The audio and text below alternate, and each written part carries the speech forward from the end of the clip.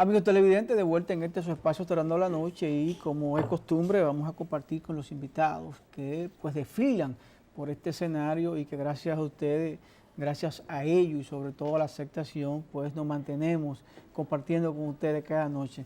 Vamos a dar las buenas noches a un amigo que pues tenía unos días, no que estaba muy retirado, sino unos días que no desfilaba por este escenario, pero siempre es grato compartir con él. Vamos a hablar con don Ricardo Fortuna, vicepresidente del Partido Quisqueyano Demócrata Cristiano. Buenas noches, Ricardo. Giovanni, ¿cómo está usted? Excelente, Qué bien. bueno. Ricardo, ¿cómo va la oposición? Tú que eres parte de un bloque opositor, ¿cuál es? En estos días por aquí estuvo el ingeniero Guillermo Carán y él dice que no hay forma de que la oposición le explique, en este caso el Partido Reformista y el PRM, a la población ese cambio de actitud en un momento donde pues las esperanzas del pueblo están cifradas en los partidos de la oposición y que además pues le hace contrapeso al gobierno actual del Partido de la Liberación Dominicana.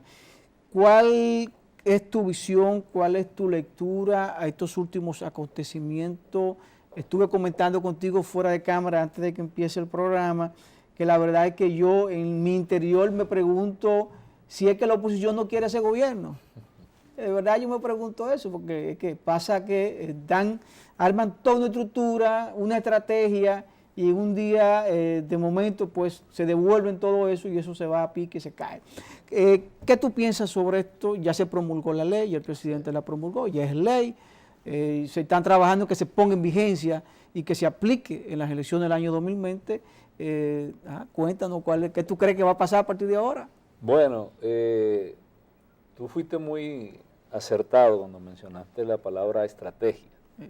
Eso quizá primero buenas noches, ¿verdad? Ha faltado en lo que es la oposición. Como tema de bloque, nuestra participación como PQDC no es tal, porque desde ya hace hará un año y tanto, nosotros pausamos la participación en el bloque de oposición por un tema de agenda institucional del partido y decidimos entonces atender algunos asuntos, porque la dinámica del bloque se estaba haciendo un poquito tediosa con algunos temas que demandaban mucho tiempo por parte del presidente del partido y en el caso mío, en la representación de él, a veces no se tenía el tiempo necesario, en el caso específico del doctor Elías Huesín Chávez, para las visitas nacionales, el tema con los dirigentes, y ya había como una cierta debilidad institucional que se venía viendo por el tema de dedicarle tiempo al bloque de oposición, que aún, no obstante eso, era bastante positivo la participación de nosotros, con temas puntuales como son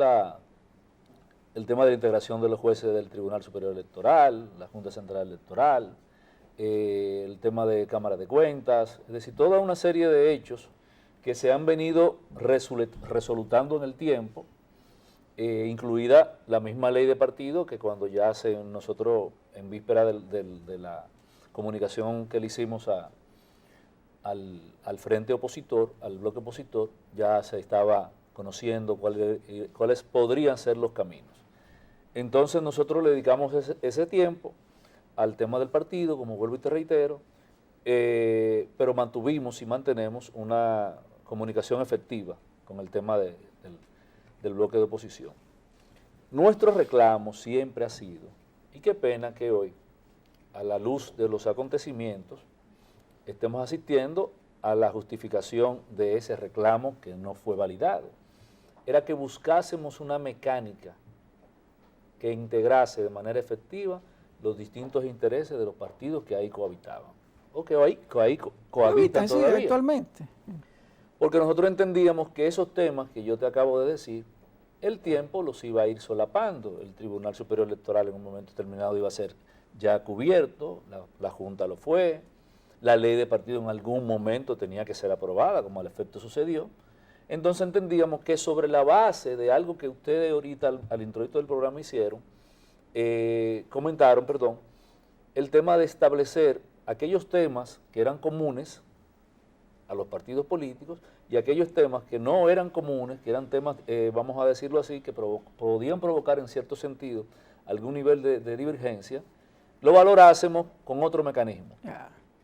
Porque, Sí, porque no siempre podemos estar de acuerdo en todo. no, y si tú te fijas, por ejemplo, la Organización Nacional, la ONU, por decirte un organismo internacional, tú tienes los más diversas corrientes de pensamiento Sí. conviviendo sobre la base, sobre la métrica, sobre la base, sobre la mecánica de tú discutir los problemas que son puntuales, que te unen y buscar cuál sería la solución. En el caso de acá en República Dominicana, por eso decimos que la estrategia quizás ha faltado para concitar ese concierto de voluntades de que podamos armar finalmente un bloque de oposición, porque realmente nunca ese bloque eran partidos que su tema común eran opositores, Sí.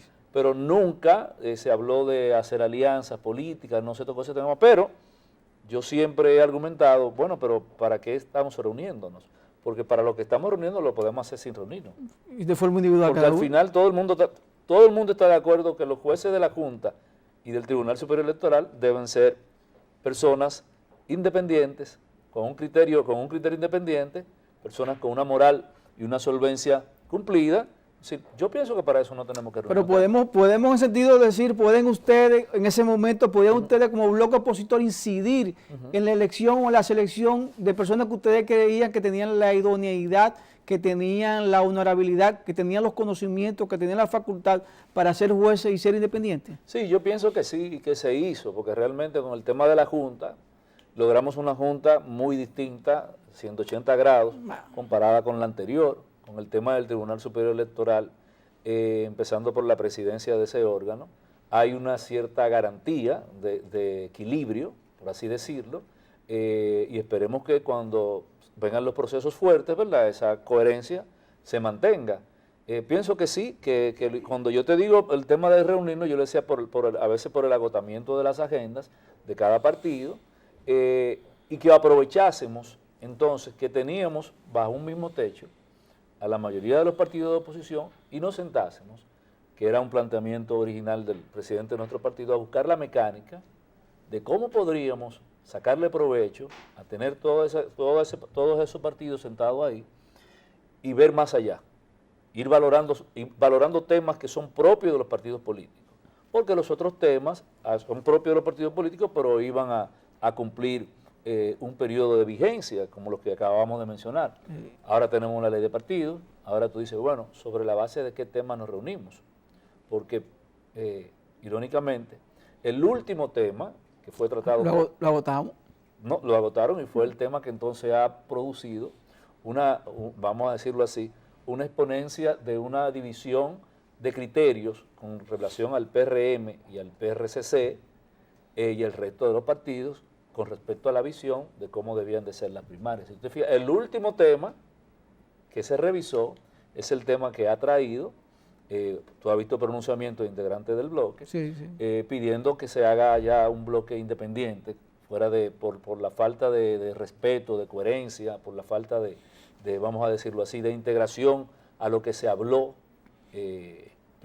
inicialmente, cómo debería de ser la modalidad, el tema de las primarias en la ley de partidos. Pero yo escuché incluso, y se llegó hasta a plantear, Ricardo, que en el caso de las primarias y en la forma de elección, que solamente pues se tocara a los principales partidos, a los más grandes, no a los partidos minoritarios, y que se haga la escogencia en el caso del PRM, en el método que ellos quieran, o simplemente con primarias cerradas, en el caso del PLD con primarias abiertas, y la opción a los partidos minoritarios de que ellos elijan el método cualquiera, que ellos entiendan más conveniente. ¿Crees tú que eso es parte de la democracia o eso simplemente fue un traje a la medida de alguien? No, pienso que obviamente, tú eres un periodista veterano, tú sabes que aquí alguien salió ganancioso. Evidentemente el presidente Medina manejó magistralmente el tema con la carta, pidiéndole, reconoció que no iba a ser posible avasallar y manejó políticamente cuando le pidió entonces, mediante una carta, ¿verdad?, la reunión de los bloques, y ahí se produjo entonces una serie de caramuzas a lo interno de los otros partidos que al final todos los partidos tienen lo que quieren, porque en el caso de los partidos que no son mayoritarios, sigue igual. Sí. Tú lo puedes hacer por convenciones, prácticamente sí, delegados, prácticamente sí. En el caso de los partidos grandes, lo único que tienen es la opción abierta de que la cúpula de esos partidos pueda decidir. Al igual que los partidos pequeños también. Pero Sí, lo sí. que pasa es que en el caso de los partidos pequeños, la cúpula no tiene las fricciones que tiene un partido en específico. En el caso del PRM, se curó en salud y lo dijo, desde ya anunciamos que somos padrón cerrado, que así es que vamos a elegir los candidatos. Dicen ellos hoy. Hoy, exacto, Oye bien, exacto. Giovanni. Porque ahorita la cúpula puede pertenecer a uno de los grupos.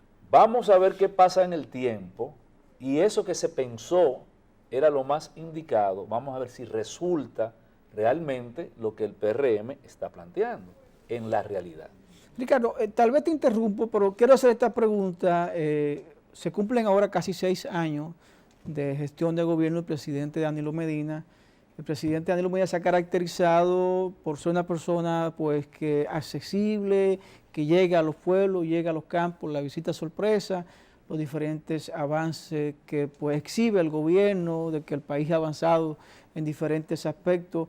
El presidente de la República puede exhibir el sistema de emergencia 911 en su haber, puede exigir pues el teleférico, parte de sus obras cumbre, Punta Catalina, parte de sus obras cumbre, pero también puede exhibir en un futuro y decir que fue el promotor, que él fue el impulsador de la ley de partido que por más de 18 años se discutió en el país y nunca se aprobó, y se aprobó en su gobierno. Bueno, yo creo que de esas acciones, pienso que el tema de la ley de partido no se le va a endilgar tan cual. ¿Por qué? Porque hemos visto que los intereses internos dentro del partido bloquearon el conocimiento de la primera intención y se vio claro que había un manejo partidario del mismo comité político, donde el presidente Medina obviamente tiene una mayoría. Y si hubiésemos quizás quitado el elemento de la modalidad de elección de los candidatos y los dos principales candidatos de ese partido, o precandidatos del PLD, Fernández y Medina, no se hubiesen decantado por uno de los métodos, yo no te digo que quizás sí, pero pienso que no pienso que ha sido un esfuerzo conjunto, incluso de los mismos partidos de oposición, de la misma sociedad civil, de presionar, porque si tú te fijas, lo mismo considerando de la ley, te dice la necesidad Ya del era fortalecimiento, Sí, ya no ya había era. otra manera, porque Estábamos básicamente contra el tiempo. pero para que veas, y tomando en cuenta lo que tú dices, y lo voy a entender, lo voy a ligar con algo que el dominicano entiende fácil, no se le puede endilgar quizás que hoy hay una aprobación de una ley porque por 18 años no se tuvo. El PLD del gobierno no es el primero, la pudimos tener anteriormente. Pero si no se hubiese aprobado la ley, se le pega a Danilo ese FAO. Mira cómo es la cosa, exacto. Así es la política. Sí. Si no se hubiese aprobado la ley, se le pega a Danilo Acefao de que hizo todo lo posible para que no se aprobase. Sí, pero yo creo que por primera vez, Ricardo, los partidos políticos se pusieron de acuerdo en aprobar una ley. Se había discutido, se había manejado, se había pensado, pero parece que las circunstancias obligaron a elegirla, como tú bien estás señalando, las circunstancias de problemas internos en los dos principales partidos políticos. Sí. Y además yo pienso también que la voluntad de gente que, sociedad civil, iglesia, el empresariado, realmente ya le tenían el dedo puesto en la llaga con el tema de la aprobación de la ley. Como fuese, ya. Porque los intereses son coyunturales y pasajeros, pero la pieza va a quedar y tenemos una pieza finalmente. Ricardo, háblame del PQDC, háblame de ustedes, don Elías, háblame de los proyectos. Como te comenté antes de empezar el programa, es difícil para un partido mantenerse todo el tiempo fuera, y menos cuando tú no tienes alcaldía, cuando tú no tienes una buena representación congresual que te obligue a pactar y sobre todo a tomar prestancia, a ir a los medios de comunicación y en el caso de lo que vivimos recientemente decir, bueno, contamos con 15 diputados, si esta ley no nos toma en cuenta, posiblemente no la vamos a aprobar o no vamos a estar de acuerdo. ¿Cómo pueden ustedes o qué están haciendo para que el partido siga vivo, siga vigente y siga todo día captando más militancia y sobre todo llevando propuestas al electorado? Bueno, como tú bien sabrás, nosotros tenemos diputados, tenemos una diputada nacional. No, te entiendo perfectamente, lo que quise decir es exacto, el volumen. Tenemos alcaldes Sí. y tenemos regidores. El tema, como tú bien lo acotas, es que estamos haciendo con el tema del crecimiento, porque no te puedes quedar con eso que tienes, Claro. porque los espacios se van reduciendo. Y estamos en eso, a nivel nacional, visitando. Mira, el crecimiento del partido, sin desmedro de las otras fuerzas políticas, yo pienso que es el único que de manera tangible tú lo puedes apreciar. De manera tangible, porque si tú te fijas, la presencia de nuestro partido, no porque yo vaya a los medios y interactúe a manera de vicepresidente del partido en ocasiones en actividades, sino por el tema de que el presidente del partido como tal está desarrollando una candidatura que se entiende viable, sobre todo partiendo de las circunstancias que acabamos de mencionar ahora, sobre la base de un programa cierto. Entonces, hoy, aún pueda lucir de manera extemporánea el comentario, de esos partidos que tú lo ves dentro del sistema, incluido el mismo bloque de oposición, el mismo bloque progresista, asistió solo a las elecciones del 2016 y tuvo ese rendimiento, que como tú bien dijiste, un partido sin recursos, te saca diputados, te saca alcaldes, te saca regidores. Tú dices, bueno, ¿cómo lo hicieron? Que teníamos otras dudas aquí, Ricardo, sí, teníamos otras dudas y después que ustedes logran esa hazaña, tener la cantidad, como tú señalas, regidores, diputados, pues alcaldes, yo dije públicamente, óyeme, la estructura es buena, funciona. Por eso es que lo menciono, es decir, de esos partidos con ese perfil, por eso tenemos 51 años, porque realmente el PQDC tiene un voto duro construido por el fundador de ese partido y luego promovido de manera eficiente con el doctor Elías Huesín Chávez y un grupo de dirigentes que lo acompañamos. Entonces se produjo ese escenario. Ahora nosotros pensamos, en términos pragmáticos, sin ser, vamos a decirlo así, demasiado soñadores, ver qué pasa, reeditar de nuevo el mismo capítulo del 2016, estar más abierto por la conformación, a partir de la ley, tú tienes un escenario un poquito más constreñido, porque ya, por ejemplo, con el tema del porcentaje que tú te reservas como partido es un 20%. Yo quiero ver a los partidos grandes cómo se van a hacer. En el caso de los partidos pequeños, vamos a decirlo así, tú tienes la libertad de otorgar candidaturas para crecer. En el caso de los partidos grandes, creará más fricciones. Va a crear una fricción. Pero muchas fricciones. Entonces, ya desde ya hay que ir valorando escenarios. Entonces, cuando tú tienes un partido como el PQDC, que es un partido fuerte dentro de lo que es su rango de acción por los recursos que recibe, entonces nosotros apostamos a que ese crecimiento en el 2020 será el doble de lo que nosotros cosechamos en el 16.